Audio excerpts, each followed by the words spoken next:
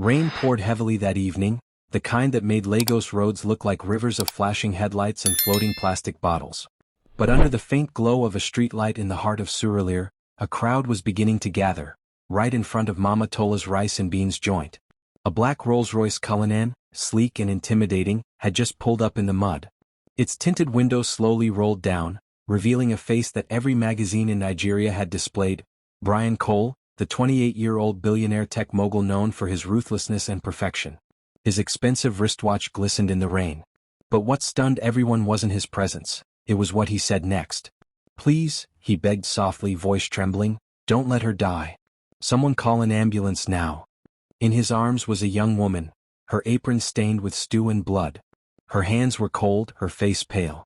Bryan was kneeling in the mud, his designer white shirt drenched and his shoes ruined. Tears streamed down his face as he whispered her name again and again. "Chioma, please open your eyes. Please." The crowd murmured. Some took out phones to record. Others whispered in shock. "Is that not the billionaire from Coltech? What is he doing with a food vendor?" What happened? Bryan didn't care. The arrogant, unreachable billionaire had become a desperate man, and all because of the woman everyone had ignored, Chioma, the roadside food vendor who once smiled at him when he had nothing to smile about. As sirens wailed in the distance, Bryan's mind flashed back to the day everything began. 6 months earlier. Bryan Kole was the kind of man who didn't stop for anyone. Every morning, his convoy would blaze through Third Mainland Bridge as if the road belonged to him. His suits were always sharp, his eyes cold, and his heart locked away behind years of business wars and betrayals. But that morning, everything went wrong.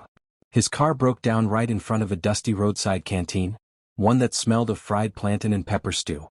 His driver panicked, trying to restart the engine while Bryan scrolled through his phone impatiently. "Sir, it will take the mechanic at least 30 minutes to get here," his driver said nervously. Bryan sighed. "Fine. I'll wait."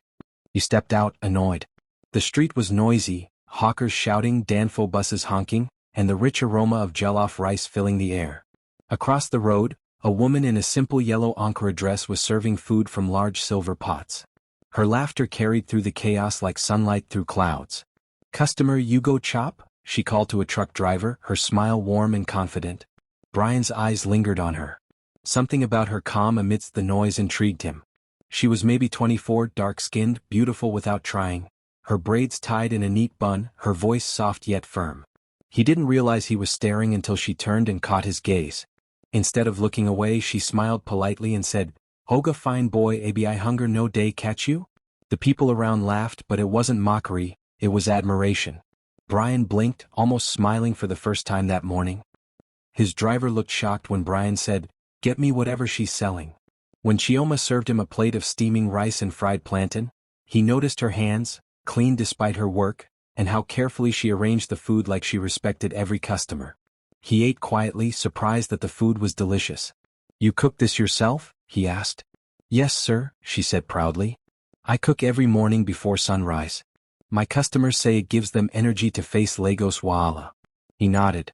"It's good. Thank you, sir. But you don't look like someone who eats from Roadside," she teased. Bryan almost laughed. "You're right. I don't." "Then I must be special," she said with a grin that made his chest tighten. For reasons he couldn't explain, Bryan didn't want to leave. The mechanic eventually fixed the car, but when Chioma waved and said, "Come again, Oga fine boy," something inside him shifted. The next morning he came back. No car problems this time. He just came. And then he came again. And again. By the fourth visit, Chioma started teasing him openly. "Oga Bryan, you sure say na food bring you here or na me?" He smiled for the first time in weeks. Maybe both. He watched her serve customers with grace, never shouting, never frowning. When a beggar came asking for food, she gave him a plate without hesitation. "Chioma," Bryan said one afternoon, "you didn't have to do that." He didn't even pay. She shrugged, smiling faintly. "Sometimes kindness is not about money. It's about humanity." Those words hit him harder than any business quote he'd ever read. For the first time in his adult life, Bryan felt something real, something that had nothing to do with power, wealth, or fame. But love stories, especially ones that defy class, never go smoothly. One afternoon, as he sat eating under her umbrella, a silver Lexus pulled up. From it stepped a tall, elegant woman, Vanessa, Bryan's fiancée. Her eyes widened in disbelief when she saw him sitting on a plastic chair beside a local vendor. "Bryan," she hissed, her voice sharp. "What are you doing here?" "Having lunch," he said calmly. "Lunch?" she sneered. "With her?" Chioma froze, her smile fading. People nearby pretended not to listen, but everyone's ears were tuned. Vanessa glared at Chioma. "Do you even know who he is?" "He could buy this whole street if he wanted to." Bryan stood, his tone low but firm. "Vanessa, enough." She scoffed. "I knew you were losing your mind lately, but I didn't think you'd fall for a roadside woman." Gasps rippled through the crowd. Chioma's eyes glistened with tears, but she said nothing. Bryan clenched his fists. "Apologize." "What?" Vanessa barked. "I said apologize to her." "You can't be serious." But Bryan was dead serious. The street fell silent as everyone watched the billionaire defend a food vendor. When Vanessa stormed off, embarrassed, Bryan turned back to Chioma. "I'm sorry for that." She had no right. Chioma tried to smile, though her voice trembled. "You don't owe me an apology, sir. This is your world. I'm just someone passing through it." Bryan shook his head slowly. "No, Chioma. You've changed my world more than you'll ever know." And as the rain began to fall softly that evening, the billionaire realized his heart had already chosen the roadside vendor who showed him kindness when no one else did. But neither of them knew the storm that was about to follow would test that love in ways they never imagined. The next morning, the newspapers were buzzing. Headlines screamed across tabloids and online blogs. "Billionaire seen dining with roadside food vendor." Is this the end of Bryan Kole and Vanessa's engagement? Bryan's name was trending everywhere. Paparazzi had captured the moment he defended Chioma at her canteen, and now the world couldn't stop talking about it. At Koltech headquarters, Bryan walked into the glass-walled boardroom, his usual confidence replaced by a heavy calm. His executives were whispering when he arrived. Some looked uncomfortable, others curious. His assistant, a tall man named Kelvin, handed him a tablet showing the day's gossip. "Sir, it's everywhere. Vanessa's father just called the press, denying the breakup. They're saying Chioma bewitched you." Bryan stared at the screen for a long time before responding quietly, "Let them talk." The boardroom fell silent. He placed the tablet on the table and said, "Now, can we return to what matters? The investors' meeting next week." Kelvin nodded nervously, though he could see the shift in Bryan. The once icy billionaire now looked like a man at war with his own heart. Meanwhile, Chioma's small canteen had become a sensation. People who had never noticed her before now came in droves, taking pictures, buying food, and whispering about the billionaire's woman. But fame wasn't what Chioma wanted. She just wanted peace. The attention made her uneasy. Some customers mocked her, saying she was pretending to be humble while secretly chasing money. Others accused her of setting a trap for Bryan.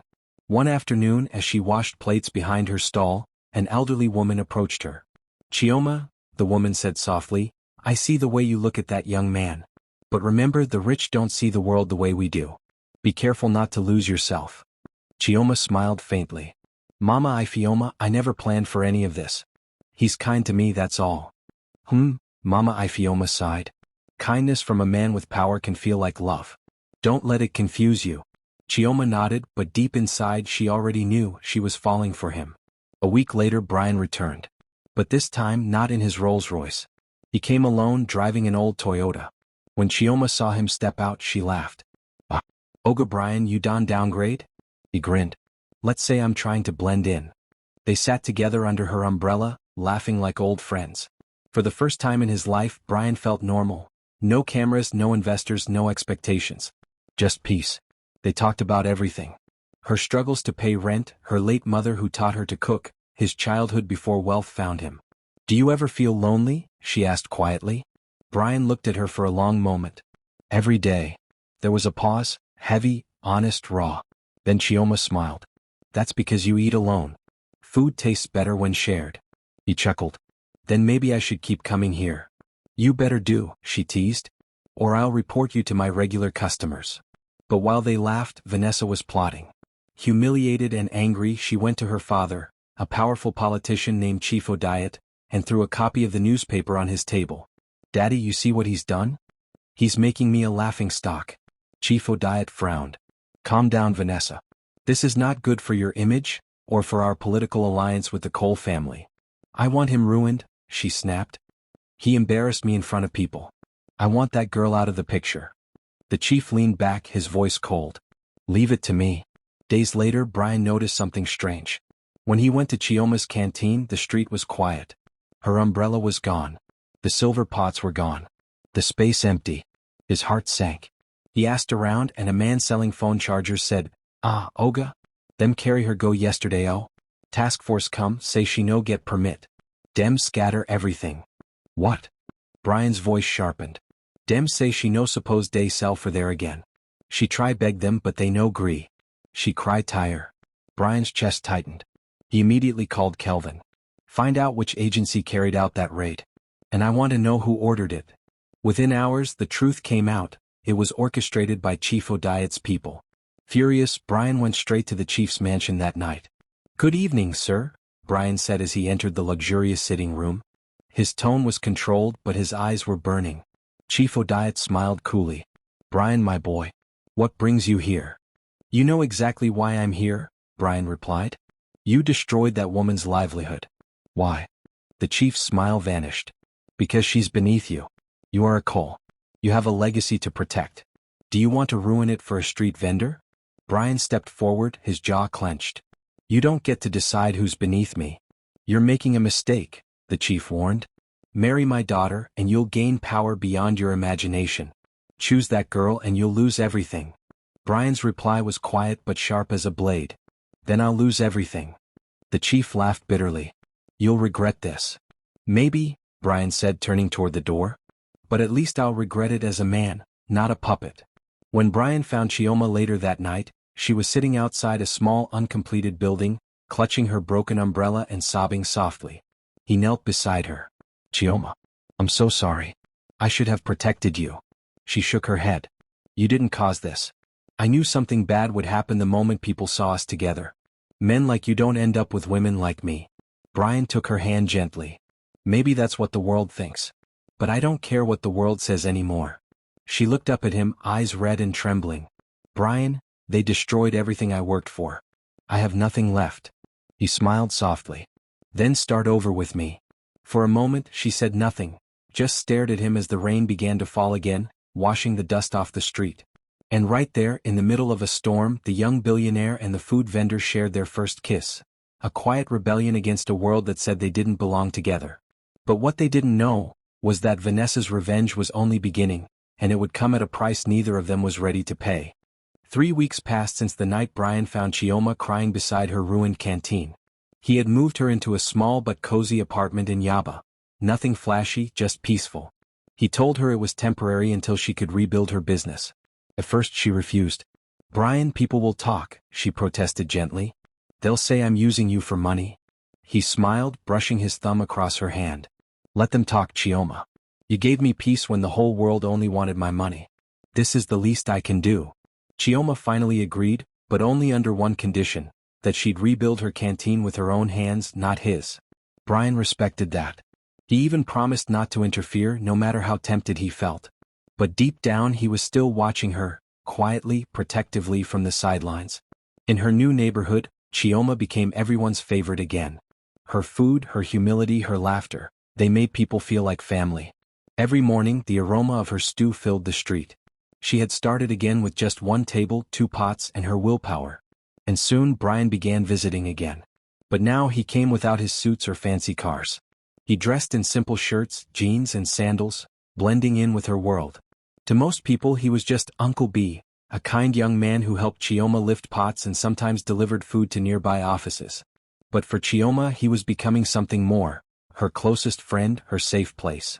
One afternoon, as they sat under the shade eating rice and beans together, Bryan said quietly, Chioma, do you ever think of what your life would have been if you were born rich? She smiled faintly. Maybe I'd have been lazy. He laughed. You? Lazy? Never. She shrugged. We don't choose where we start from, Bryan. We only choose what we do with it. Poverty taught me compassion. Maybe that's why God brought you my way. Her words stayed with him all day. That night, as Bryan drove back to his mansion, he couldn't shake the thought. Maybe she was right. Maybe she was in his life for a reason bigger than love. The next day trouble began. Kelvin, his assistant, entered his office looking uneasy. Sir, we have a problem. What is it? Bryan asked, not looking up from his laptop. Kelvin hesitated. There's a rumor circulating online. A blog just published pictures of you and Chioma. They claim she's pregnant. Bryan's hands froze. He looked up sharply. What? Yes, sir. They said you're hiding her in Yaba and planning a secret marriage. It's trending. People are calling her a gold digger. Bryan stood abruptly, fury flashing in his eyes. Who leaked this? Kelvin sighed. We can't trace it, but the blog belongs to a media firm controlled by Chief O'Diet. Bryan clenched his jaw. Of course. He grabbed his phone, ready to call the chief, but then he stopped. He knew that's what O'Diet wanted, to provoke him. Instead, Bryan called Chioma. Don't read anything online today, he said gently. She sounded confused. Why? Just trust me. Stay home. But it was too late. By evening, reporters had already found her street. Cameras flashed, microphones shoved into her face. Chioma, are you pregnant for Bryan Kole? Did you trap him for money? Is this your plan to rise from the slums? She trembled, speechless, until her neighbor pulled her inside and locked the door. Tears streamed down her cheeks. When Bryan arrived, the crowd outside was still shouting. He pushed through, ignoring their insults. When he saw Chioma sitting on the floor, crying, something in him broke. I'm so sorry, he whispered, holding her hands. This shouldn't have happened. She shook her head. You don't understand. My neighbors, my friends, everyone thinks I planned this. Bryan's voice turned firm. Then let me make it official. She blinked. What? He took a deep breath. Marry me, Chioma. Her heart stopped. Bryan, don't say that because of pity. It's not pity, he cut in. I love you. I've never been surer of anything in my life. The room fell silent except for the soft hum of rain on the roof. Chioma stared at him, her lips trembling. Then she whispered, I love you too. He smiled through his exhaustion, pressing his forehead against hers. Then it settled. But before their joy could breathe, the next morning brought chaos. A viral video surfaced, one showing Chioma being dragged from her old canteen by men during the task force raid. The clip was edited to make it look like she had attacked them first, shouting Bryan's name, demanding money. People online called her a fraud. Hashtags like #BryanandTheVendor and #GoldDiggerChioma dominated social media. Brands began threatening to pull out of Bryan's tech company, claiming his relationship was bad for public image. His board of directors called an emergency meeting. When Bryan walked into the boardroom, the tension was thick. One of the older directors said sharply, Bryan, you must distance yourself from this woman. The company's value has dropped 5% overnight. Bryan looked at each of them calmly. And if I refuse? Another director spoke, then the investors will pull their funding. You'll lose control of Coltech. Bryan stood silently for a moment. Then he said, then so be it. Everyone gasped. He added, I built this company from nothing. If standing by the woman I love means losing everything, I'll start again. Then he turned and walked out. Kelvin ran after him. Sir, are you sure about this? You might lose everything you worked for. Bryan smiled faintly. Maybe it's time to find out what's really worth keeping. That evening, Bryan went back to Chioma's apartment. She was waiting by the window, worried. When he told her what had happened, she burst into tears. Bryan, I can't let you do this. You'll lose your company. He cupped her face gently. Chioma, I've had money all my life. But you're the only thing that's ever felt like home. She cried harder and hugged him tightly. Outside, the rain began to fall again, the same kind of rain that had brought them together the first time. They didn't know it yet, but someone was watching them from across the street. Vanessa. Her eyes were cold. Her lips curved into a smile that didn't reach her eyes. This love story, she murmured, will end in tears. Before we continue, take a moment, dear viewers. If you've been enjoying this story so far, remember to subscribe to our channel, like this video, and share it with your friends so others can enjoy it too. And tell us in the comments. Backhand index pointing right, have you ever seen true love challenged by society's judgment? Backhand index pointing right, do you think Bryan made the right choice standing up for Chioma? Bryan's world was crumbling, yet he had never felt more certain of his choices. For the first time in his life, his heart and his conscience were in sync. But the peace he thought would come after his public defiance never arrived. The media refused to let the story die. News outlets twisted every detail, some claiming Chioma was a manipulative witch who had bewitched the billionaire, others saying Bryan had lost his senses over a plate of rice. Even Coltech employees began whispering. Some avoided him in the corridors. Others leaked internal information to gossip blogs. The company's reputation continued to fall, and Bryan's investors were growing restless. Meanwhile, Chioma's life had become unbearable. Reporters trailed her every move. People she once fed for free now mocked her. Women in the market whispered cruel things whenever she passed. See her face, abi she don't think say she don't arrive? She go soon tire. When that man dump her, she go no say love no be food. Chioma tried to stay strong but each word cut deeper. One afternoon she couldn't take it anymore. She packed a small bag and took a bus out of town, heading back to her hometown in Owerri without telling Bryan. When Bryan got to her apartment that evening and found it empty, his heart sank. He called her phone repeatedly but it was switched off. Kelvin entered the room a few minutes later, holding his own phone. Sir, she left early this morning. A neighbor saw her board a bus to Owerri. Bryan stared at the wall for a long moment before whispering, she ran away from me. Kelvin hesitated. Maybe she did it for your sake, sir? Bryan shook his head. No. She did it to protect herself from me. Without saying another word, Bryan grabbed his car keys. Book me a flight to Owerri. Tonight. Owerri was quieter than Lagos, the streets lined with trees, the air thick with the smell of roasted corn and rain-soaked earth. Bryan arrived early the next morning, wearing a simple hoodie and dark glasses to hide his face. He asked around, searching for any trace of Chioma. It took hours before he found her, sitting behind her mother's old wooden table, selling rice again, her eyes tired but calm. She looked up and froze when she saw him. Bryan, she whispered. He smiled faintly. You ran away without saying goodbye. Her eyes filled with tears. I had to. You were losing everything because of me. I couldn't stay and watch that happen. Bryan stepped closer. Chioma, you are not the reason I lost anything. You're the reason I finally found myself. She shook her head. You don't understand. You're not like us. People will never stop talking. Let them talk, he said firmly. We'll write our own story. She wanted to resist, but when he reached for her hand, all her strength melted. He was the same man who had sat under her umbrella months ago, eating rice with plastic spoons and laughing like he was free. And for a moment, everything felt simple again. But simplicity doesn't last long in a world obsessed with power. Back in Lagos, Chief Odiet was furious.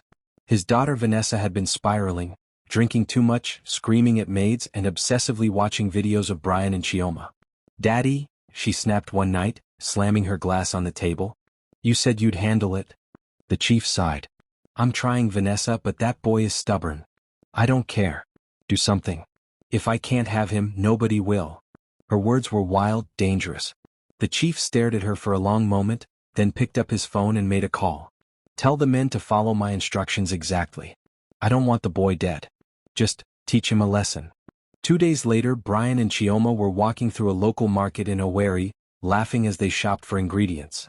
Chioma had convinced him to help her cook for the neighbors who had welcomed her back. She teased him as he struggled to carry a basket of peppers. Billionaire Bryan Kole carrying tomatoes? Wonders shall never end. He grinned. Hey, I'm learning from the best. They were crossing the road toward her house when a black SUV suddenly screeched to a stop beside them. 3 men jumped out, faces covered. Before Bryan could react, one struck him on the head with a metal rod. Bryan! Chioma screamed. The men grabbed him, dragged him into the car, and sped away. Chioma fell to her knees, screaming his name until her voice broke. People rushed toward her, but the car was already gone. When Bryan regained consciousness, he was tied to a chair in a dim warehouse.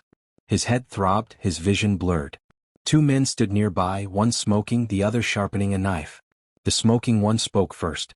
Oga Kole. We no want kill you. We just want make you reason well. That girl you day follow, she no fit your level. Bryan glared at them. Who sent you? The man smirked. Let's just say, person way love you pass her own life. Bryan clenched his jaw. Vanessa. The man smiled faintly. Now you talk mo. Bryan's fury boiled, but he stayed silent, waiting for a chance. Then his phone rang on a table nearby. One of the men picked it up and answered, laughing. Madam, we don't catch him. What'n you want make we do next? The voice on the other end was cold and female. Make him choose. Me or her. Bryan's chest tightened. The line went dead. Meanwhile, Chioma was running through the streets, breathless and terrified, trying to find help. She reached the police station, but the officers were hesitant when they heard the name Bryan Kole. Madam, you sure say this no be private matter? One officer asked suspiciously. She slammed her palms on the counter. Please? He's been kidnapped. He could die. Her desperation finally moved them. Within minutes, a small team mobilized, and Chioma led them toward the direction the SUV had gone. Her heart raced as they followed faint tire tracks leading to an abandoned warehouse near the outskirts of town. When they arrived, Chioma froze. She could hear voices inside, Bryan's low and weak. Without thinking, she rushed forward. "Bryan." The kidnappers turned in shock. The distraction was enough. The police stormed in, shouting commands. Gunshots echoed through the night. One of the kidnappers tried to grab Chioma, but she bit his arm hard, freeing herself. The officers overpowered the men and cut Bryan loose. He stumbled toward her, blood on his forehead but alive. Chioma threw her arms around him, sobbing. "I thought I lost you." He held her tightly, whispering, "You'll never lose me, Chioma. Not to anyone. Not ever." The officers led the men away, and the couple stood there in the moonlight, bruised but bound stronger than before. Back in Lagos, when Chief Odiad heard what had happened, he was shaken. The news spread like wildfire. His daughter's involvement leaked to the press, and the scandal destroyed his reputation overnight. Vanessa disappeared. But Bryan and Chioma, their love became the symbol of something rare. The idea that true connection can exist beyond class, beyond judgment, beyond fear. Still, destiny wasn't done testing them. Because just as they began to rebuild, another shocking revelation was waiting. One that would challenge everything Bryan thought he knew about his past, and Chioma's. A month after the kidnapping, life had finally started to calm down. Bryan and Chioma returned to Lagos quietly, choosing to live in his smaller Lekki home instead of his mansion. The media had moved on to new scandals, Coltech had stabilized under new investors, and Vanessa and her father had both gone silent. For the first time in a long while, Bryan felt peace. He would wake up to the sound of Chioma humming in the kitchen, cooking breakfast just as she used to at her canteen. He would watch her taste the stew, scolding him whenever he sneaked a spoonful before it was ready. "Ah, Bryan, you think say this kitchen not Coltech?" she'd tease. And he would laugh, feeling warmth that no amount of money could buy. But peace, no matter how perfect, is never permanent. One Sunday morning, while sorting old family documents in his study, Bryan came across a faded brown envelope. The handwriting on it was shaky but familiar, his late mother's. He opened it slowly. Inside were several old photographs and a small letter titled, "To my son, when you are ready to know the truth." His hands trembled as he unfolded it. "My dear Bryan, if you are reading this, I am long gone. There is something I never told you, something I hid to protect you. The woman who raised you is your stepmother. Your real mother was a traitor named Chioma Eze. I adopted you when she died during childbirth in Owerri. Her dying wish was that her son would grow up educated and strong. If you ever find her family, tell them she was proud of you. With love, Mama Kole." Bryan froze. His breath caught in his throat. Chioma Eze? The same surname as his Chioma. The same town. "No, it can't be," he whispered. But doubt began to creep into his heart like poison. He needed answers. That evening, he sat across from Chioma at the dinner table, staring at her quietly. She noticed immediately. "What's wrong?" she asked softly. He hesitated, then said, "Chioma, where are you from exactly?" She smiled. "You already know, Owerri." "Why? And your parents?" Her smile faded. "My mother died when I was 13. Her name was also Chioma Eze. I was named after her. My father left before I was born. I never knew him." Bryan's world tilted. His chest tightened. "Do you have any picture of your mother?" he asked, trying to hide his trembling voice. She nodded, standing to fetch a small framed photograph from the living room shelf. It was old, but when Bryan saw it, his blood ran cold. The woman in the picture was the same one he had seen in the letter. The woman he had been told was his biological mother. His spoon clattered to the table. "Chioma," he whispered. I think your mother was my mother too." She blinked, confused. "What are you saying?" He explained everything, the letter, the photo, the name. Each word made the silence heavier. When he finished, Chioma stood frozen, eyes wide with shock. "You mean, your adoptive mother adopted you from Owerri? And my mother, she..." Bryan nodded slowly, his voice breaking. "It means, we might be related." The room went silent. Only the faint ticking of the wall clock filled the space. Chioma's knees gave way and she sank into a chair. No, that can't be true. Bryan, tell me this is a mistake." "I want to believe it's a mistake," he whispered, tears welling up. "But the names, the photos, everything matches. I don't know what to think anymore." She shook her head violently. No. After everything we've been through?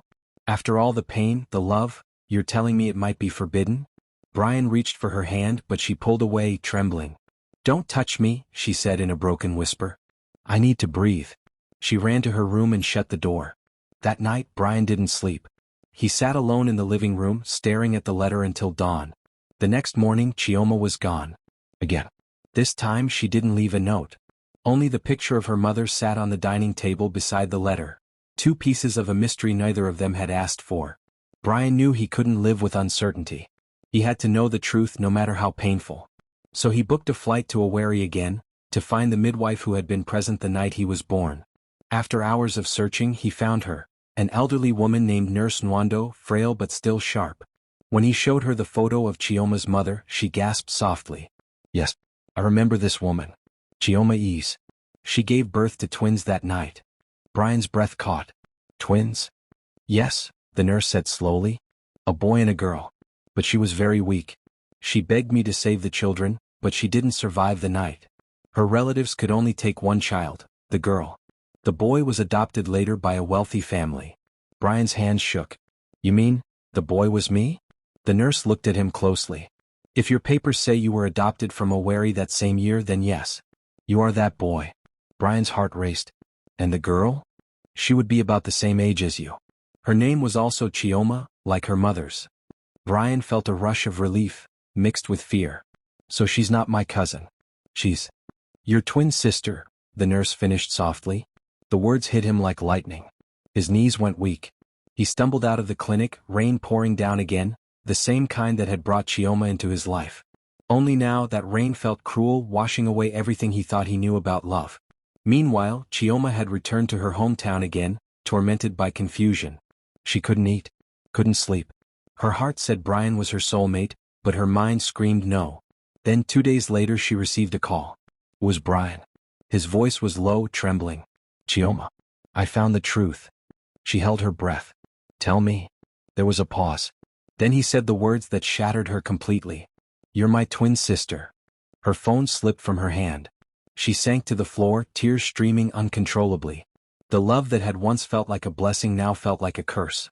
But even in that heartbreak, Bryan's voice over the phone whispered one last thing before hanging up. No matter what blood says, you'll always be the most beautiful part of my soul. And as the call ended, both of them sat in silence, 2 souls forever bound by love, fate, and tragedy. What neither of them knew, though, was that fate hadn't spoken its final word yet. Because sometimes, the truth can still be twisted. The revelation tore through Bryan and Chioma's lives like a wildfire.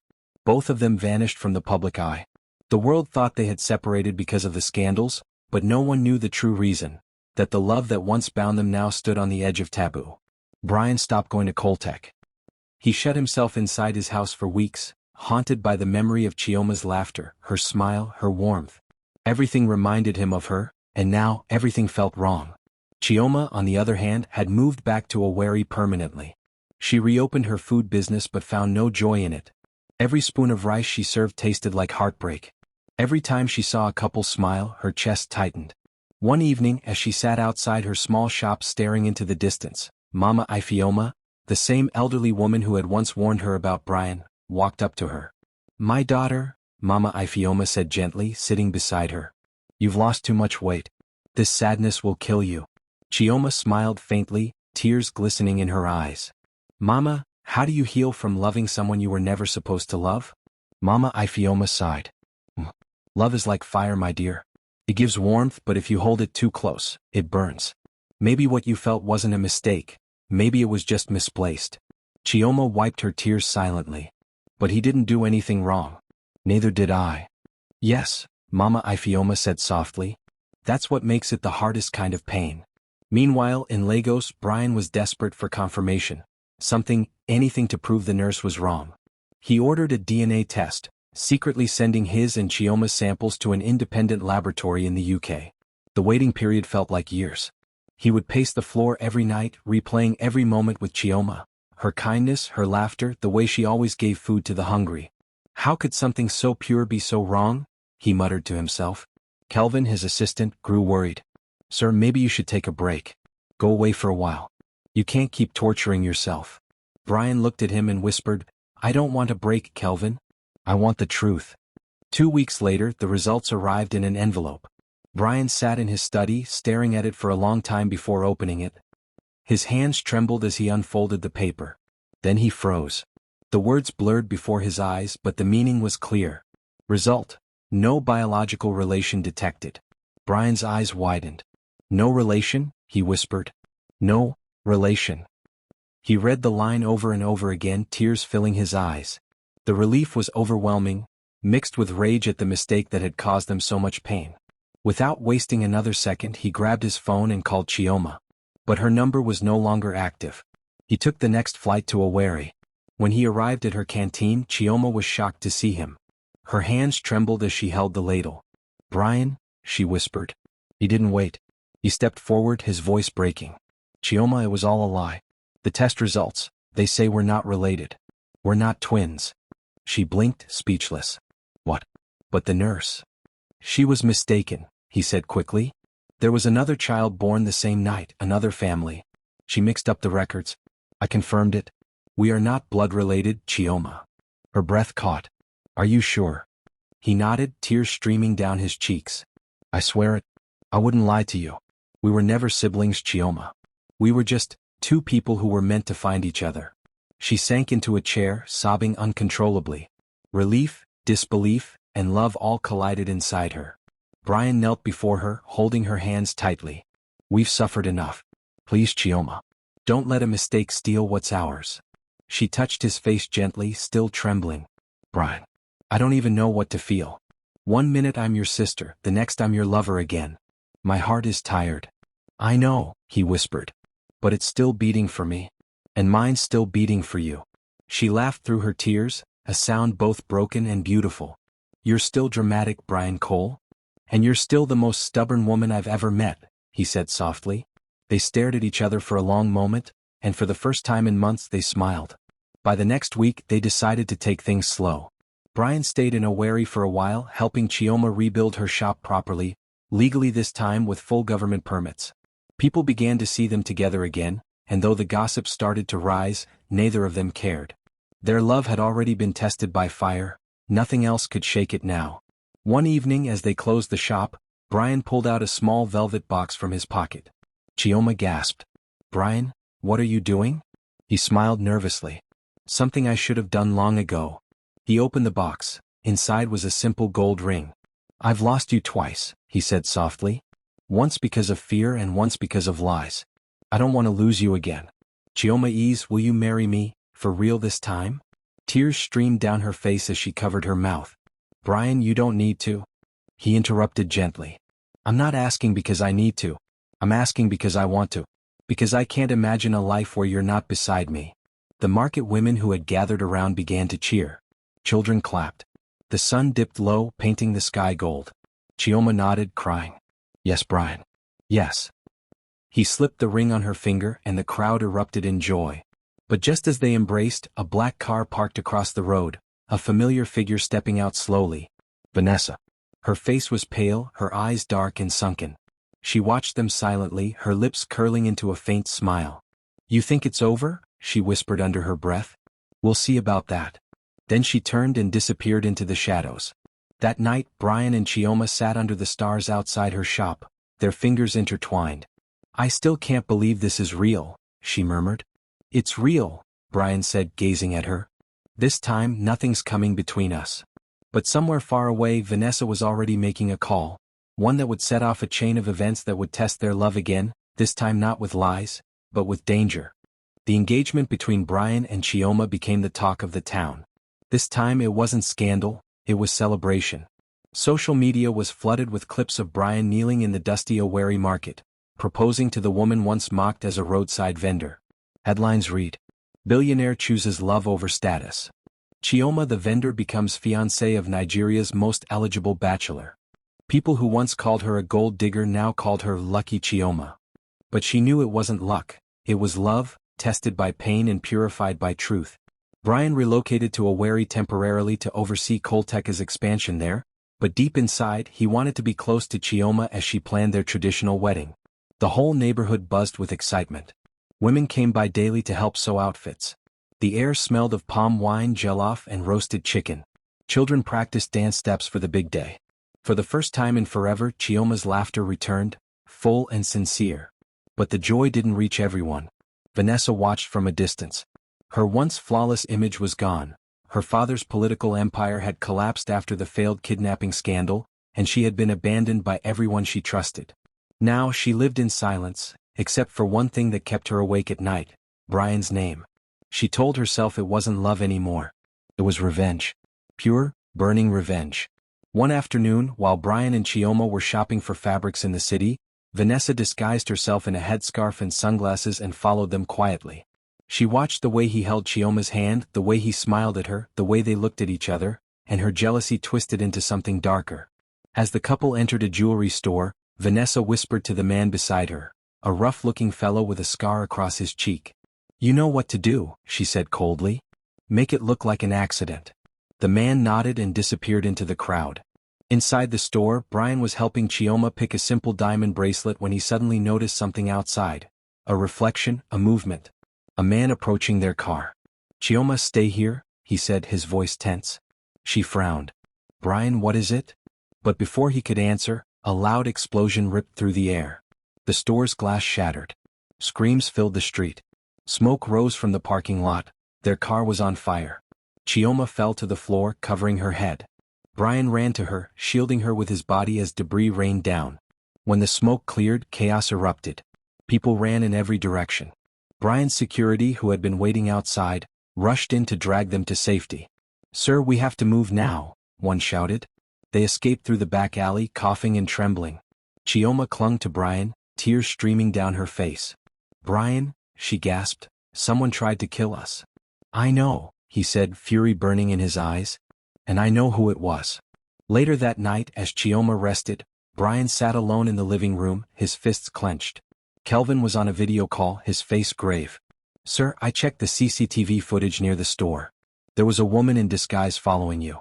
She didn't go into the shop, but she met with a man seconds before the blast. The facial recognition matches Vanessa O'Diet." Bryan closed his eyes, his jaw tightening. "She's crossed the line." Kelvin hesitated. "Should I contact the police?" Bryan shook his head slowly. "No. I'll handle this myself." He hung up, stood, and went into the bedroom. Chioma was awake, her eyes red but steady. "Was it her?" she asked softly. He didn't answer at first. Then he nodded. Chioma sighed shakily. "Bryan, she won't stop." "She will," he said. "Because this time, I'll make sure she has no reason to come near us again." The next morning, Bryan drove to Lagos, alone. He went straight to Vanessa's old apartment in Ikoyi. She was there, sitting by the window, her hair messy, her face pale. When she saw him, she smiled faintly. "I was wondering when you'd come," she said. He stood there silently for a few seconds, then said coldly, "You tried to kill us." She laughed bitterly. "Kill? No, Bryan. I just wanted to remind you that not every fairy tale ends in love. You've destroyed enough lives," he said quietly. "Walk away now before you destroy yourself too." Vanessa's smile vanished. "Walk away? After everything? After you humiliated me, ruined my family's name, made me the villain in your perfect love story?" He shook his head. "You did that to yourself." She stood, her voice trembling with rage. "I loved you, Bryan. I gave you everything, and you replaced me with a roadside woman." Bryan's tone softened slightly. "You didn't love me, Vanessa. You loved the idea of owning me. But I'm not something to be owned." For a moment she stared at him, broken and furious. Then her voice dropped to a whisper. "If I can't have you, no one will." Before he could react, she grabbed a small pistol from the table. "Vanessa, no." The gun went off. The sound echoed through the apartment. Chioma was in a worry when her phone rang. It was Kelvin. His voice was panicked. "Chioma, it's Bryan. He's been shot." Her heart stopped. The phone slipped from her hand. "No, no, no," she screamed. She collapsed to her knees, her chest heaving. "Where is he?" she cried into the phone. "St. Gregory's Hospital, Lagos. He's in critical condition." Without thinking, she grabbed her bag and ran out, her tears blinding her. Hours later, Chioma burst into the hospital, her clothes soaked with sweat and rain. She found Bryan in the emergency room, pale, still, connected to machines. "Bryan," she sobbed, rushing to his side. "Please wake up, please." The doctor placed a hand on her shoulder gently. He lost a lot of blood. We're doing everything we can. She held his hand tightly, her tears falling onto it. You promised me we'd build a life together. You promised me we'd be happy. Through the hum of the machines, Bryan's fingers twitched slightly. His lips moved, whispering weakly, Chioma? Her heart leaped. I'm here. I'm here, Bryan. He opened his eyes faintly, his voice a whisper. Don't cry. I told you, nothing will come between us. She leaned down, kissing his forehead as tears fell freely. Please don't leave me, Bryan. Not now. Not ever. But the monitor suddenly beeped faster, then flatlined. Doctor, she screamed. Do something. Nurses rushed in. The doctor shouted orders. Chioma stood frozen, shaking uncontrollably as they tried to revive him. Clear. A shock. No response. Clear. Another. Then, a faint beep returned. The doctor exhaled deeply. We've got him back. Chioma fell to the floor in tears. Tears of relief and love. That night, as Bryan lay unconscious but stable, Chioma sat by his bedside, holding his hand tightly. Even if the whole world turns against us, she whispered, I'll still be here. I'll never stop loving you. In the corner of the hospital corridor, 2 police officers led a handcuffed Vanessa away. Her face was blank, no rage, no remorse, only emptiness. As they passed by Bryan's room, she glanced once through the glass, whispering, You should have loved me. Then she was gone. But inside the room, Bryan's heart began to beat steadily again, a rhythm that promised hope. The man who had everything had nearly lost it all, and the woman who had nothing had given him a reason to live. And though their love had faced bullets, betrayal, and blood, it was still standing. Still alive. Still theirs.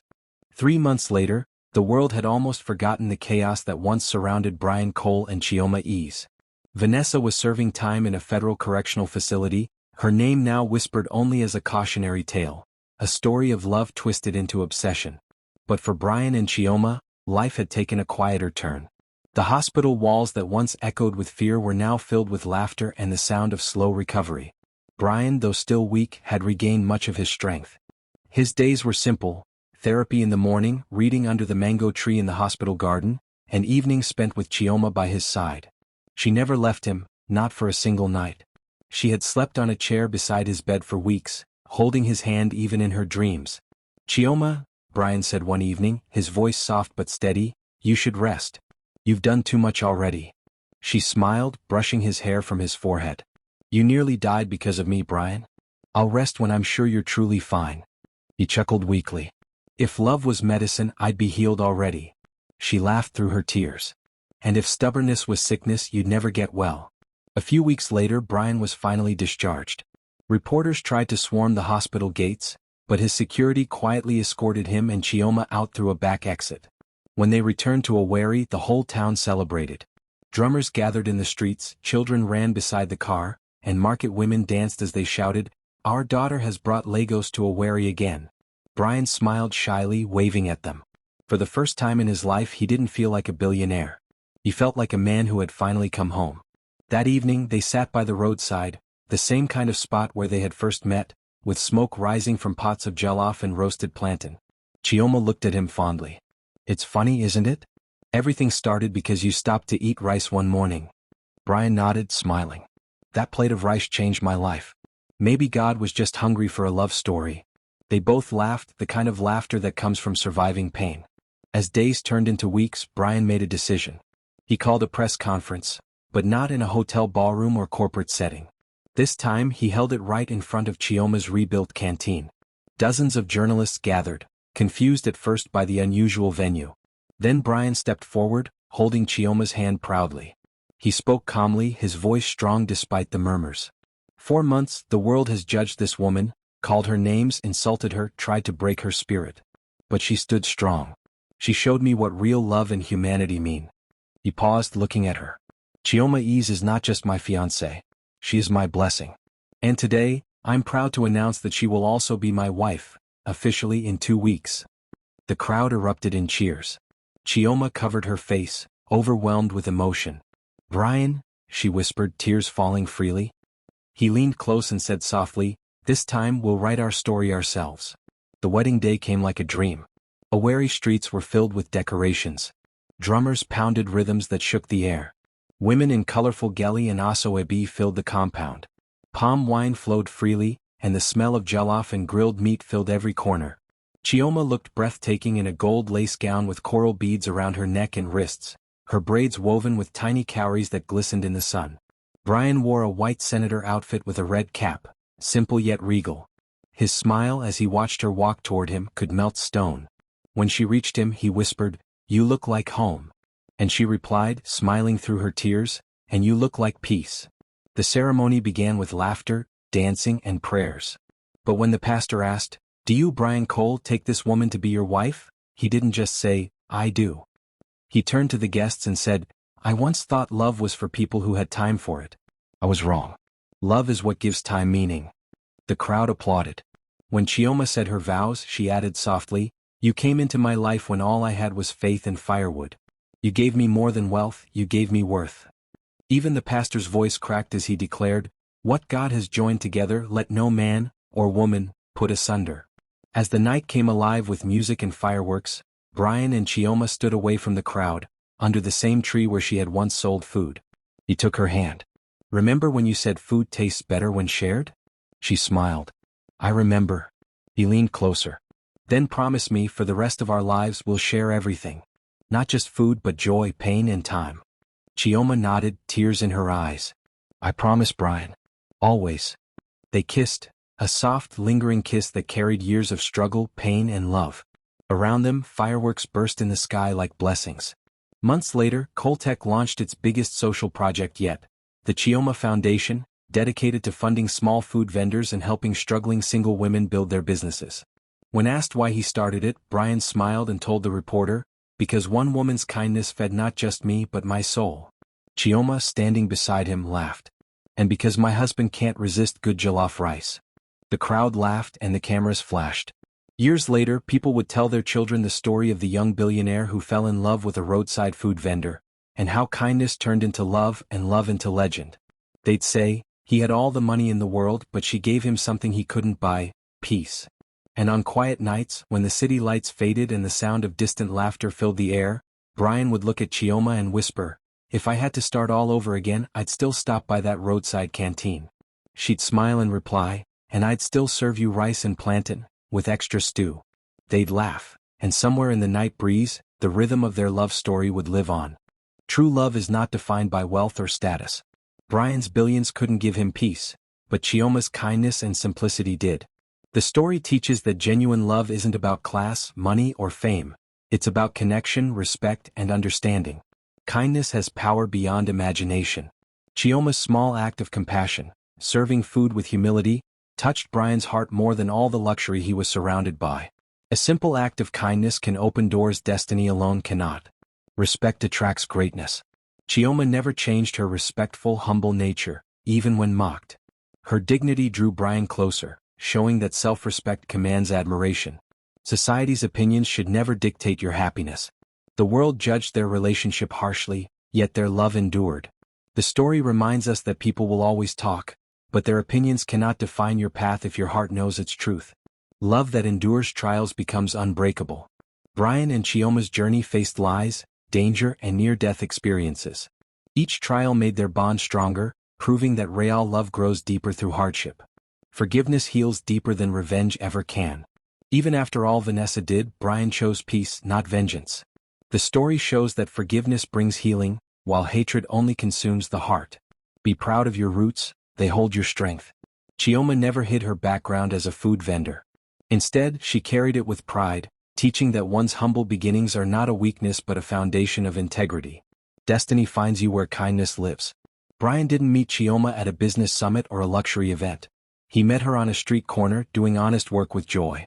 Destiny often hides in the simplest corners of life. Money can build empires but love builds a home. Bryan had everything except peace, until he found love in a woman who had nothing but warmth. The story reminds us that a heart filled with love is richer than a bank filled with gold. When love and purpose unite, miracles happen. Together they built the Chioma Foundation, proving that love can inspire service, compassion, and lasting impact.